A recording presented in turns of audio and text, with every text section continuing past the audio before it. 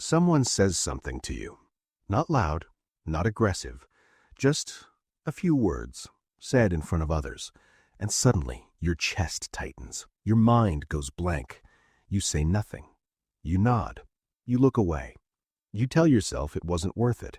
But hours later, you're still there, replaying it, rewriting it, arguing with a version of them that isn't even in the room anymore. That silence, that wasn't peace. That was a moment you weren't equipped for. And that's the part no one tells you. Freezing like that isn't weakness. It's lack of tools. Let's fix that. Rude people don't just happen to pick someone. They look for signals. A quick, polite smile when something wasn't funny. Eyes that drop too fast. A body that tries to smooth things over instead of hold ground. That's all they need. And once they see it, they test again. But once you see it as a test, it stops feeling personal. Now it's just a moment to handle. Make them say it again. Someone throws a sharp comment. Your instinct is to defend yourself. Don't. Pause. Look at them. Calm. And say, "Sorry, could you say that again?" Now they have to repeat it, out loud, in front of everyone. And the second time, it doesn't sound clever anymore. It sounds exactly like what it was. You didn't argue. You didn't attack. You just gave their words a second chance to expose themselves. Don't react. Expose the pattern. Some people hide behind just joking.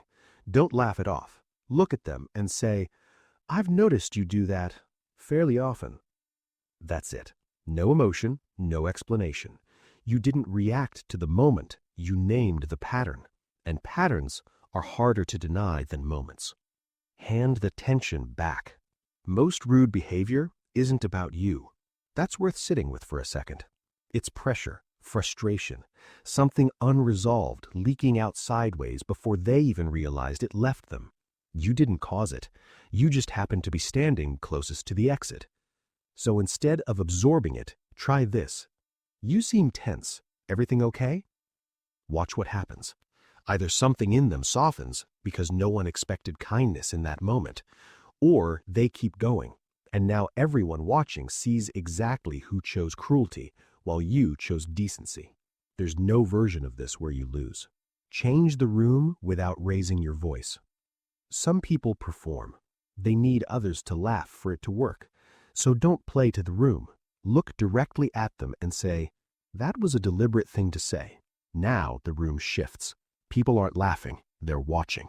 And the performance collapses the moment it gets seen clearly. Let silence do the damage. They say something disrespectful, and this time, you say nothing. Now, most people think going quiet makes them look weak. It doesn't. It makes you unreadable. And unreadable is unsettling to someone who is counting on a reaction. No smile, no looking away. Just calm, steady eye contact. Let the silence breathe. Most people cannot sit inside 7 seconds of that without cracking. They start talking, explaining, walking it back. You didn't argue, you didn't perform, you just held still, and they handed you everything. Stillness does what noise never could. End it on your terms. And if they keep going, I'm going to step away from this conversation. Then leave. No explanation, no hesitation. Attention is fuel, and you just cut it off completely. You can't lose a moment you've already chosen to leave. And that, right there, is the whole point. Not one of these responses requires you to be louder, sharper, or crueler than the person in front of you. They just require you to be steadier. That's the thing rude behavior can never compete with. Steadiness. These aren't tricks. They're the shape of someone who has decided, quietly, finally, that they will not be moved by people who haven't learned to manage themselves. All those conversations you replayed, that wasn't weakness. That was awareness without the language to respond. Now you have the language. Before you go, I want to ask you something real. Think of one moment, one conversation where you went quiet when you needed your voice, where you smiled through something that stung, where you drove home replaying words you wished you'd said. Drop it in the comments. Not for sympathy, but because someone else is about to face that exact moment, And your experience might be exactly what they needed to read today. And if this gave you something, a shift, a tool, a different way of seeing it, send it to the one person who needs it right now. You probably already know who that is. If you want more of this, not motivation that fades by Tuesday, but real frameworks for the real moments life throws at you, subscribe. The next one is already coming, and if your comment shapes what it covers, you'll know it when you see it. I'll see you there.